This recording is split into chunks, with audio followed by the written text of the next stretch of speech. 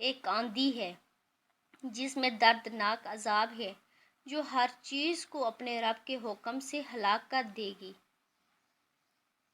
چنانچہ وہ لوگ اس آندھی کی وجہ سے ایسے تباہ ہو گئے کہ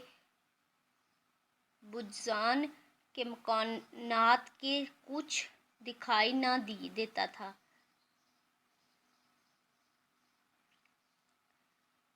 اور ہم مجرموں کو اس طرح سزا دیا کرتے ہیں۔ یہ اللہ کے خوف کا حال اسی ذات کا ہے جس کو سید الاولین و آخرین ہونا خود اسی کے ارشاد سے سب کو معلوم ہے۔ خود کلام پاک میں یہ ارشاد ہے کہ اللہ تعالیٰ ایسا نہ کریں کہ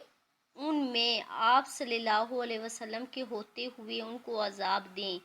اور آپ وعدہ خداوندی کے باوجود پھر حضور اقدس صلی اللہ علیہ وسلم کے خوف الہی کا یہ حال تھا کہ ابر اور آندھی کو دیکھ کر پہلی قوموں کے عذاب یاد آ جاتے تھے۔ اسی کے ساتھ ایک نگاہ ایسے حال پر بھی کرنا ہے کہ ہم لوگ ہر وقت گناہوں میں مبتلا رہتے ہیں، اور زلزلوں اور دوسری قسم کے عذابوں کو دیکھ کر بجائے اس سے متاثر ہونے کے توبہ استغفار، نماز وغیرہ میں مشغول ہونے کے دوسری قسم کی تحقیقات میں پڑ جاتے ہیں۔ جی ویئرز، اس حدیث میں ہم نے یہ دیکھا کہ نبی پاک صلی اللہ علیہ وسلم کیسے پریشان ہو جاتے تھے جب آندھی وغیرہ آتی تھی، تو کہ کیسے ہماری پہلی قوموں پر عذاب آیا ہے،